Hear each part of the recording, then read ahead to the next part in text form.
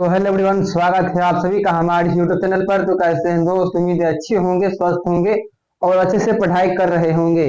तो जितने लोग 2025 में बिहार बोर्ड मैट्रिक का एग्जाम देने वाले हैं, उनके लिए हम गणित के कुछ महत्वपूर्ण क्वेश्चन लेकर आए हैं। यानी कि आज के क्लास में हम कुछ ऐसे प्रश्नों का सॉल्यूशन करेंगे जो आपके बोर्ड एग्जाम के लिए काफी महत्वपूर्ण हो सकता है। तो आइए क्वेश्चन को देखते हैं। देखिए, पहला जो क्वेश्चन है इस क्लास का, क्वेश्चन दिया है बाबू, द्विघात समीकरण 9x² minus 6x plus 1 equal to 0 के विवेचक, ठीक है, विवेचक यानी डी का मान, जिसको विविधकार भी बोलते हैं, ज्ञात करना है एवं साथ में मूलों की प्रकृति बताना है। ठीक है, तो आइए बाबू इस क्वेश्चन को हम सॉल्व करते हैं। सबसे पहले आपको इसमें लिखना पड़ेगा द्विघात समीकरण को।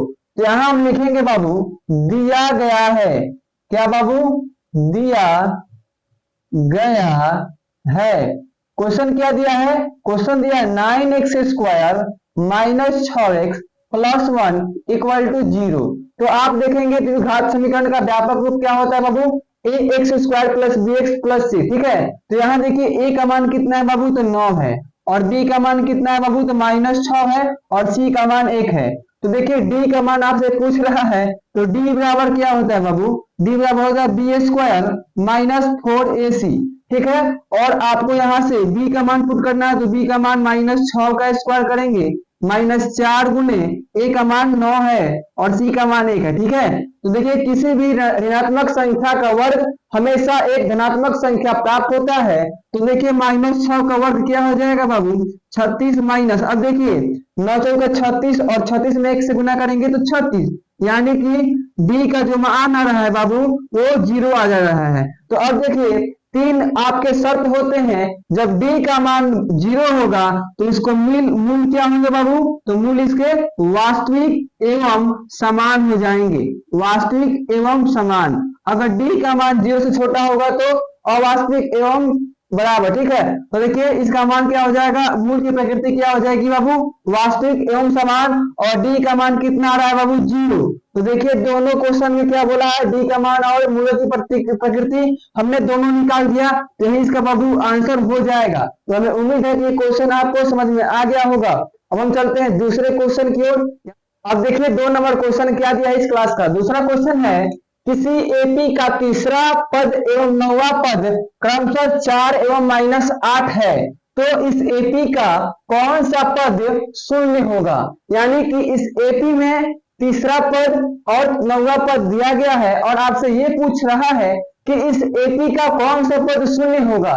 तो आइए इसे हम सॉल्व करते हैं। सबसे पहले बाबू क्या क्या दिया है उसको आप नोट करेंगे। तो यहां आप लिखेंगे दिया गया है, दिया गया है, यानी कि एपी का तीसरा पद, यानी कि a3 यानी कि a plus 3 minus 1 into D. ठीक है, ये होता है, यानी कि a3 बराबर देखिए यानी a प्लस 2d। तो a प्लस 2d का मान कितना है बाबू? तो 4 है।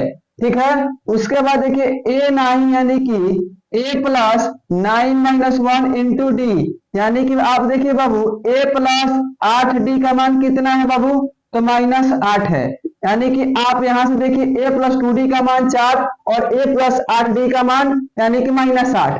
तो आप इसे समीकरण 1 मानेंगे और इसे समीकरण 2 मानेंगे। ठीक है, जब आप समीकरण 2 में से समीकरण 1 को घटाइएगा तो यहां से आपको d का मान प्राप्त होगा। तो आप यहां लिखेंगे बाबू समीकरण 2 माइनस समीकरण 1। ठीक है, तो समीकरण 2 क्या है? देखिए समीकरण 2 है a प्लस 8d। ठीक है, और इसमें से आपको घटाना है समीकरण 1 को, यानी कि a प्लस 2d। ठीक है, बराबर।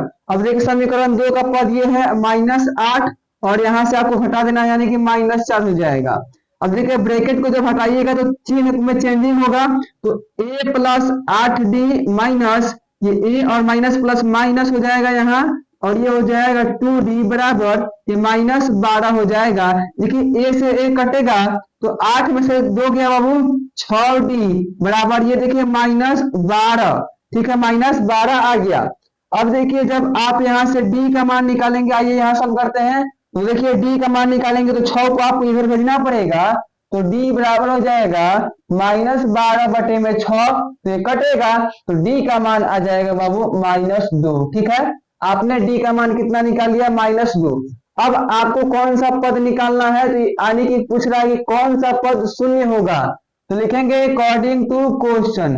मान लीजिए एनवा पद शून्य होगा। ठीक है, लिखेंगे एपी का, माना एपी का एनवा पद शून्य। ठीक है, तो आप देखिए एनवा पद यानी कि आप देखिए 0, ठीक है, बराबर क्या होता है, ए प्लस n-1 इंटू डी, ये सूत्र होता है। ठीक है बाबू, तो अब देखिए यहाँ क्या है बाबू, एनवा पद आपको यानी कौन सा पद इसका शून्य होगा ये निकालना है।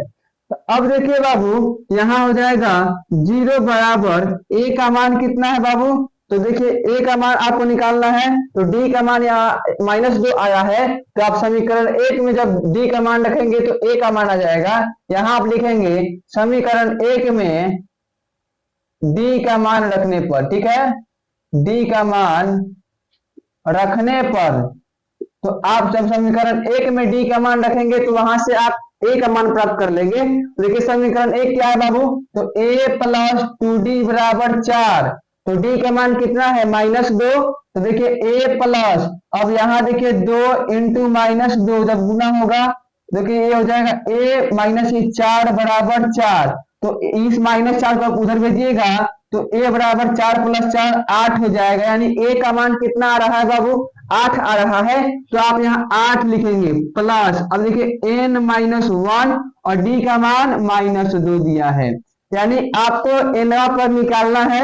तो अब देखिए बाबू आप जब इसको गुना करेंगे, देखिए 8 प्लस, अब इसमें गुना करेंगे तो ये -2n, ठीक है, और ये माइनस माइनस प्लस हो जाएगा। ठीक है, अब देखिए यहाँ माइनस है, तो आप क्या करेंगे, इस माइनस को आप बाहर करेंगे। ठीक है, तो देखिए यानी कि जैसे आप इसमें से 2 भी कॉमन कर सकते हैं। ठीक है, तो देखिए आप इसको इधर इस साइड भेज दीजिए, क्योंकि ये माइनस में है, तो इधर आएगा तो क्या हो जाएगा 2 इंटू n-1। ठीक है, यहाँ से आपको इधर भेज देना है, n-1 है और यहाँ क्या है -2 है, तो आप इसको इधर भेजिएगा तो ये प्लस में हो जाएगा, और यहाँ क्या बचेगा 8। ठीक है बाबू, तो देखिए इस 2 को आप यहाँ भेजेंगे बटे में, तो ये क्या हो जाएगा n-1 बराबर 8 बटे में 2, तो ये कटेगा तो 4 हो जाएगा। तो देखिए n का मान आपको निकालना है, तो जब n के पास -1 है बराबर के उस साइड भेजिएगा तो प्लस हो जाएगा, तो n बराबर 4 + 1 यानी कि 5 आ जाएगा। तो देखिए 5 आ गया आंसर, यानी कि जो 5वां पद होगा वो शून्य होगा इस एपी का, यही इसका आंसर हो जाएगा। तो हमें उम्मीद है कि ये भी क्वेश्चन आपको समझ में आ गया होगा। अब हम चलते हैं अगले क्वेश्चन की ओर, यानी कि क्वेश्चन नंबर 3 की ओर। तीसरा क्वेश्चन है इस क्लास का, तीसरा क्वेश्चन है कि एक बेलन का व्यास 28 सेंटीमीटर दिया गया है, यानी कि डी का मान दिया गया है, एवं ऊंचाई 40 सेंटीमीटर यानी एच का मान, तो बेलन का कुल पृष्ठीय क्षेत्रफल आपको ज्ञात करना है। तो देखिए सबसे पहले इस क्वेश्चन में क्या क्या दिया है उसको आप लिखेंगे सबसे पहले, तो यहां आपको लिखना पड़ेगा बाबू, दिया गया है, दिया गया है, क्वेश्चन में क्या दिया है, व्यास। ठीक है, बेलन का व्यास यानी कि डी का मान, बेलन का व्यास, ठीक है, व्यास यानी कि इसको हम डी से डिनोट करते हैं, कितना दिया है 28 सेंटीमीटर। ठीक है, तो बेलन का व्यास के आधे क्या होता है, त्रिज्या होता है, तो त्रिज्या इसका कितना हो जाएगा, तो त्रिज्या यानी कि आर बराबर हो जाएगा बाबू 14 सेंटीमीटर। ठीक है, आर का मान कितना हो गया 14 सेंटीमीटर, क्योंकि बेलन का जो व्यास होता है उसके आधे होता है त्रिज्या। अब देखिए ऊंचाई यानी कि एच बराबर कितना है, एच बराबर है 40 सेंटीमीटर, और आपसे पूछ रहा है कि बेलन का कुल पृष्ठीय क्षेत्रफल। तो देखिए बेलन का कुल पृष्ठीय क्षेत्रफल का जो सूत्र होता है वो 2πr into r plus h होता है। ठीक है, ये होता है बेलन का क्या बाबू, बेलन का कुल पृष्ठीय क्षेत्रफल निकालने का सूत्र ये होता है 2πr into r plus h। तो देखिए बाबू 2 गुने पाई का मान कितना होता है बाबू 22/7 होता है, तो 22/7 7 गुने, अब देखिए आर का मान कितना है बाबू, 14 है, तो 14 इंटू, अब देखिए आर का मान है 14 और प्लस एच का मान कितना है, तो 40। ठीक है, तो देखिए 7 से 14 कटेगा 2 बार में। ठीक है, तो देखिए 22 दूना 44, 44 दूना 88, और 88 में गुना करना है आपको 54 से। तो जब 88 में आप 54 से गुना करेंगे बाबू, तो 4752 आएगा और ये सेंटीमीटर स्क्वायर हो जाएगा। तो इसका आंसर कितना आ गया, 4752 सेंटीमीटर स्क्वायर बेलन का कुल पृष्ठीय क्षेत्रफल हो जाएगा। तो हमें उम्मीद है कि 3 नंबर क्वेश्चन भी आपको समझ में आ गया होगा। हम चलते हैं अगले क्वेश्चन की ओर। अब देखिए चौथा क्वेश्चन का इस क्लास का क्वेश्चन है, बहुपद x स्क्वायर माइनस 3 में आपको भाग देना है इससे। ठीक है, यानी कि आपको भाग करना है बहुपद का। तो देखिए कैसे होगा बाबू, आप देखिए सबसे पहले यहाँ एक्स स्क्वायर है और यहाँ एक्स के पावर 4 है। ठीक है, लेकिन एक्स के पावर 4 के गुणांक में देखिए यहाँ 2 जुड़ा हुआ है। सबसे पहले यहाँ आप 2 से गुना करेंगे तो यहाँ 2 आएगा, लेकिन बाबू यहाँ एक्स स्क्वायर है और यहाँ एक्स के पावर 4 है, तो आपको यहाँ एक्स स्क्वायर से गुना करना पड़ेगा। जब आप 2x स्क्वायर से गुना करेंगे एक्स स्क्वायर में, तो यहाँ हो जाएगा 2x के पावर 4। ठीक है, अब देखिए इसके पहले चिन्ह क्या है बाबू, प्लस है, लेकिन यहाँ देखिए 3 के पहले चिन्ह माइनस है, तो प्लस माइनस क्या होता है, माइनस होता है। ठीक है, अब देखिए 2x स्क्वायर में गुना करेंगे आप 3 में, तो ये क्या होगा बाबू, अब देखिए 3 दूना 6 हो जाएगा, लेकिन देखिए यहाँ x क्यूब है, तो आप यहाँ लिखेंगे, तो आप यहाँ क्या लिखेंगे, माइनस 2 3 6 एक्स स्क्वायर। ठीक है, अब आप इसे घटाएंगे, देखिए इसके पहले चिन्ह प्लस है तो यहाँ माइनस लग जाएगा, और यहाँ माइनस है तो यहाँ प्लस लग जाएगा। तो देखिए दोनों कट गया, और यहाँ क्या बचेगा बाबू, यहाँ बचेगा 3x क्यूब। ठीक है, और ये देखिए 6 में से 4 घटाइएगा तो आप क्या हो जाएगा, 4x स्क्वायर। ठीक है, और यहाँ बचेगा माइनस 9x प्लस 12। ठीक है बाबू, अब देखिए यहाँ एक्स स्क्वायर है और यहाँ एक्स क्यूब है, लेकिन एक्स क्यूब के गुणांक में 3 है, तो सबसे पहले देखिए इसके 3 के पहले चिन्ह क्या है बाबू, तो प्लस है, तो यहाँ हम प्लस देंगे और 3 लिखेंगे। तो देखिए 3 में आप जब एक्स स्क्वायर से गुना करेंगे तो 3x स्क्वायर होगा, लेकिन यहाँ एक्स क्यूब है, तो यहाँ आपको एक और x देना पड़ेगा। जब 3x में आप गुना करेंगे एक्स स्क्वायर से, तो हो जाएगा 3x क्यूब। ठीक है, अब देखिए 3 के 3x के पहले चिन्ह प्लस, लेकिन यहाँ 3 के पहले चिन्ह माइनस है, तो प्लस और माइनस क्या हो जाएगा बाबू, तो प्लस और माइनस हो जाएगा माइनस। अब एक 3x में गुना करेंगे आप जब 3 में, तो ये हो जाएगा 9x। ठीक है, 9x हो गया। अब देखिए इसका पहले चिन्ह क्या है, यहाँ प्लस है तो यहाँ माइनस लगेगा, और यहाँ माइनस है तो यहाँ प्लस लगेगा, तो ये कट गया, बचेगा 4x स्क्वायर, और देखिए ये भी कट जाएगा तो बचेगा प्लस 12। अब देखिए 4x स्क्वायर आपको यहाँ बचा है प्लस 12, लेकिन यहाँ x स्क्वायर है और यहाँ भी x स्क्वायर है, तो केवल आपको 1 डिजिट से गुना करना है। तो यहाँ देखिए इसका चिन्ह पहले प्लस हो तो यहाँ प्लस देंगे, और 4 में जब आप गुना करेंगे x स्क्वायर में, तो यहाँ 4x स्क्वायर हो जाएगा बाबू। अब देखिए 4 के पहले चिन्ह प्लस और यहाँ 3 के पहले चिन्ह माइनस, तो माइनस प्लस माइनस और 4 3 12 हो जाएगा। ठीक है, इसके पहले चिन्ह यहाँ प्लस है तो यहाँ माइनस लगेगा, और यहाँ माइनस है तो यहाँ हाँ प्लस लग जाएगा। ठीक है,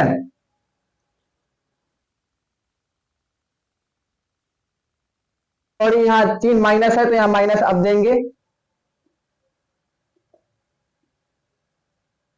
देखिए ये दोनों कट गया, क्योंकि यहाँ प्लस और यहाँ माइनस, ये भी कट जाएगा, यहाँ माइनस यहाँ प्लस, तो शेषफल क्या बचेगा, 0। तो इसका आंसर हो जाएगा। तो हमें उम्मीद है कि ये क्वेश्चन आपको समझ में आ गया होगा। देखिए वो 5 नंबर जो क्वेश्चन है इस क्लास का, क्वेश्चन दिया गया है कि किसी एपी का देखिए 9 17 25 डॉट डॉट डॉट के 10 पदों का योगफल आपको ज्ञात करना है। यानी ये एपी दिया गया है और आपसे पूछ रहा है कि इसके 10 पदों का योगफल आपको ज्ञात करना है, यानी कि आपको 10 पद लिख के योगफल इसका ज्ञात करना है। तो देखिए आपको क्या करना है, सबसे पहले इसमें जो जो टर्म दिया गया है उस टर्म को आप लिखेंगे। ठीक है, तो आप यहाँ लिखेंगे सबसे पहले बाबू दिया गया है, क्या बाबू, दिया गया है। क्वेश्चन में देखिए a बराबर कितना है बाबू, पहला पद जिसको हम a बोलते हैं 9 है।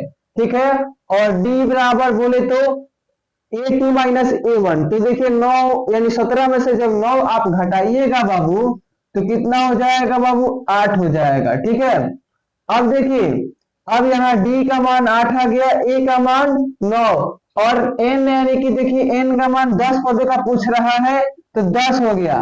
तो आपको मालूम होगा कि एस एन बराबर सूत्र होता है n/2 plus n-1 into D. ये सूत्र होता है, इस सूत्र के सहायता से आप 10 पदों का योगफल निकाल सकते हैं। तो देखिए इस 10 का मान निकालना है यानी कि 10/2, ठीक है बाबू, और 2 गुने 8, ए का मान 8 है तो सॉरी 9 है तो 9 लिखेंगे, प्लस n-1 यानी कि 10-1 और इंटू देखिए डी का मान कितना है बाबू, 8 है तो 8 लिख दिए।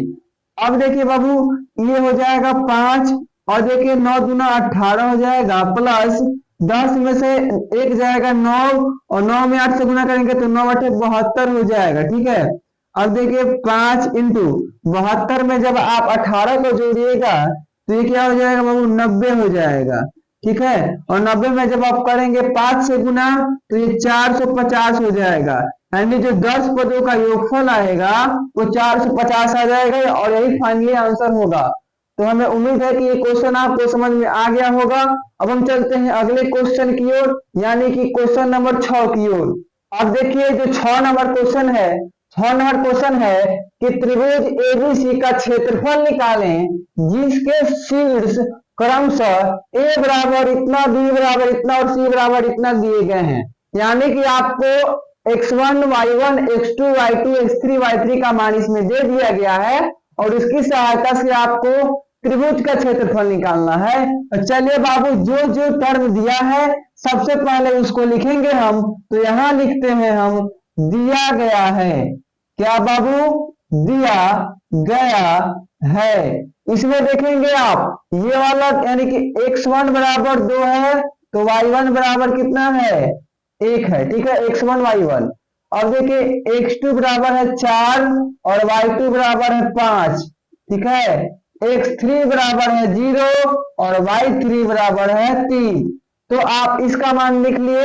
अब देखिए त्रिभुज का जो क्षेत्रफल होता है निकालने का सूत्र, तो त्रिभुज का क्षेत्रफल निकालने का सूत्र होता है 1/2 into x1 into y2 minus y3 plus x2 y3 minus y1 plus x3 y1 minus y2। ये सूत्र होता है त्रिभुज का क्षेत्रफल निकालने का जब उसका शीर्ष दिया गया होता है। तो देखिए हम यहाँ लिखेंगे 1/2। अब देखिए x1 का मान कितना है तो 2 है, तो यहाँ लिखेंगे 2 इंटू y2 का मान 5 है और y3 का मान 3 है। तो देखिए 5 में से 3 जाएगा तो 2 हो जाएगा, या आप इसको लिख सकते हैं पहले। तो देखिए y2 का मान 5 माइनस y3 का मान 3 प्लस x2 का मान देखिए 4 तो 4 लिखेंगे इंटू y3 का मान 3 माइनस y1 का मान 1 तो 1 हो जाएगा, प्लस x3 का मान है 0 तो 0 हो जाएगा। अब देखिए यहाँ अगर आप कुछ भी लिखेंगे तो इसका मान 0 हो जाएगा, क्योंकि 0 में कुछ भी विषम से गुना होता है तो 0। देखिए y1 का मान कितना है तो 1 है और y2 का मान 5 है। ठीक है, अब देखिए बाबू यहाँ हो जाएगा 1/2, 2 इंटू 5 में से 3 जाएगा तो 2 हो गया, प्लस 4 इंटू 3 में से गया 2। अब इसको आप खत्म कर दीजिए क्योंकि आप 0 से गुना करेंगे तो 0 हो जाएगा। ठीक है, अब देखिए ये हो गया 1/2 इंटू 2 दूना 4 और 4 दूना 8, यानी 4 और 8 12 हो गया। ठीक है, तो जब आप इसको काटेंगे तो ये हो जाएगा 6 और ये हो जाएगा वर्ग इकाई या सेंटीमीटर स्क्वायर, आप कुछ भी लिख सकते हैं। तो 6 वर्ग इकाई त्रिभुज का क्षेत्रफल आया इसके जो शीर्ष दिए गए थे उसके अनुसार। अब हम चलते हैं अगले क्वेश्चन की ओर, यानी क्वेश्चन नंबर 7 की ओर। अब देखिए 7 नंबर जो क्वेश्चन दिया गया है, 7 नंबर क्वेश्चन त्रिकोणमिति का है और ये क्वेश्चन दिया है और इसका आपको मान निकालना है। तो उसके लिए आपको त्रिकोणमिति के अंतर्गत जितने भी थ्योरी हैं उसकी जानकारी होना जरूरी है। अब देखिए इसको हम सॉल्व करते हैं बाबू। सबसे पहले देखिए कि सेक 90 माइनस थीटा, तो सेक 90 माइनस थीटा आपको बताया होगा कि कॉसेक थीटा होता है। तो कॉसेक थीटा हो गया इंटू ये कॉसेक थीटा दिया गया है, तो यहाँ हो गया cosec थीटा, ठीक है, माइनस, और देखिए tan 90 minus theta equal to होता है cot थीटा, तो cot थीटा हो गया और आगे से एक cot थीटा दिया गया है, तो यहाँ हो गया cot थीटा प्लस में, अब देखिए यहाँ दिया है cos स्क्वायर 25 डिग्री, तो यहाँ लिखेंगे cos स्क्वायर 25 डिग्री, ठीक है, इनटू, अब देखिए आप यहाँ ऐसा फॉर्म यूज करेंगे, ऐसा सूत्र यूज करेंगे जिससे ये कन्वर्ट होकर cos स्क्वायर या sin स्क्वायर 25 डिग्री आना चाहिए, तो बाबू आप क्या इससे ऐसे लिख सकते हैं, यानी कि cos square 90 degree minus 25 degree, यानी कि 65 डिग्री हो जाएगा, और ये cos का cos हो गया, ठीक है। अब देखिए बटे में क्या दिया है, तो यहाँ दिया है 3 tan 27 डिग्री, ठीक है, इनटू, अब इसको भी आपको ऐसे तरीका में चेंज करना है कि यहाँ 27 आना चाहिए, यानी इसको आप लिखेंगे tan 90 डिग्री माइनस 27 डिग्री, ठीक है, तो tan 90 माइनस 27 क्या हो जाएगा, 63 हो जाएगा। अब देखिए cos में cosec से गुना होगा, तो ये क्या हो जाएगा, cosec square theta minus cot square theta, ठीक है, प्लस में देखिए ये हो गया cos square 25 degree, cos square 25 degree into, अब देखिए cos 90 minus theta equal to sin theta होता है, लेकिन यहाँ देखिए cos स्क्वायर 90 माइनस 25 डिग्री, तो इसके बदले में आप लिख सकते हैं sin स्क्वायर 25 डिग्री, ठीक है। अब देखिए बट्टे में बाबू 3 tan 27 डिग्री इनटू, अब देखिए यहाँ tan 90 माइनस थीटा है, तो इसको आप लिखेंगे cot थीटा, यानी कि थीटा की जगह 27 डिग्री दिया है, तो आप लिखेंगे cot 27 डिग्री। अब देखिए इसका मान होता है 1, तो 1 प्लस, और इसका देखिए बाबू sin स्क्वायर, ठीक है, sin स्क्वायर यहाँ दिया है sin square theta into cos square theta, तो इसका मान कितना होगा बाबू, तो इसका मान हो जाएगा 1, ठीक है।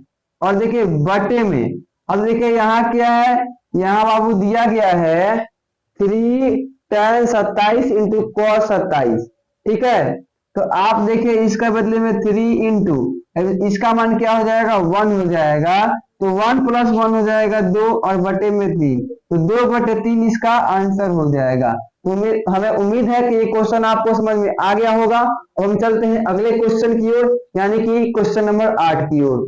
देखिए बाबू 8 नंबर क्वेश्चन है कि दो पासे को एक साथ फेंका जाता है, दोनों पासों के ऊपर सम संख्या आने की प्रायिकता क्या होगी। देखिए अगर एक पासा है, पासे में 6 डिजिट होते हैं, यानी कि 6 अंक होते हैं, तो दो पासा बोल रहा है कि दो पासे को एक बार उछाला जाएगा तो आपको सम संख्या आने की प्रायिकता ज्ञात करनी है।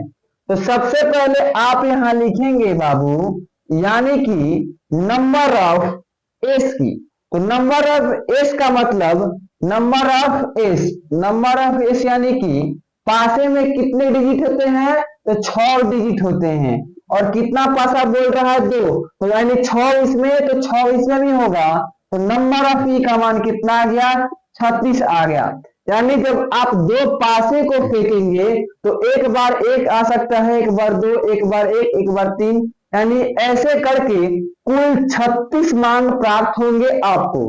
लेकिन अगर आपसे क्या पूछ रहा है, सम संख्या आने की प्रायिकता, तो यहां आप लिखेंगे सम आने की, यानी सम संख्या आने वाले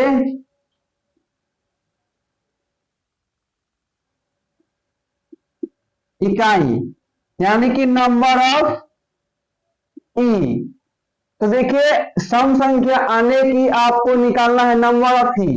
तो देखिए आप एक बार दो आ सकता है, 2 4 आ सकता है, 2 6 आ सकता है, लास्ट पासा में 6 अंक होता है, ठीक है। अब देखिए 4 2 आ सकता है, 4 4 आ सकता है, और 4 6 आ सकता है, ठीक है। उसके बाद देखिए 6 2 आ सकता है, 6 4 आ सकता है, और 6 6 आ सकता है। यानी कि कुल नंबर ऑफ ई की संख्या देखा जाए तो 3 और 3 3 यानी कि 9 आएगा, यानी 9 आएगा। ठीक है, तो आपको सम संख्या आने की प्रायिकता यानी कि प्रोबेबिलिटी ऑफ ई का मान निकालना है। तो प्रोबेबिलिटी ऑफ ई का मान निकालने के लिए आपको नंबर ऑफ ई बटे नंबर ऑफ इस, ठीक है, ये सूत्र होता है। ठीक है, तो देखिए नंबर ऑफ ई का मान कितना है बाबू, तो नंबर ऑफ ई का मान है 9, यानी कि देखिए इसमें आपको कितने आ रहे हैं, तो 9 आ रहे हैं, तो नंबर ऑफ ई का मान है 9, तो ऊपर 9 लिख दिया। अब देखिए नंबर ऑफ एस का मान कितना है बाबू, 36 है, तो नंबर ऑफ ई का मान 36। जब इसको आप काटेंगे तो कितना आएगा, 1/4, यानी नंबर ऑफ, देखिए प्रोबेबिलिटी ऑफ ई का मान कितना आ जा रहा है, 1/4 इसका आंसर हो जा रहा है। यानी जो सम संख्या आने की प्रायिकता होगी वो 1/4 होगी। तो हमें उम्मीद है कि ये क्वेश्चन आपको समझ में आ गया होगा। अब हम बाबू चलते हैं अगले क्वेश्चन की ओर, यानी कि क्वेश्चन नंबर 9 की ओर। अब देखिए 9 नंबर क्वेश्चन है इस क्लास का कि किसी भिन्न के अंश के साथ एक जोड़ने पर वह 1/2 बन जाता है और हर के साथ एक जोड़ने पर वह 1/3 बन जाता है।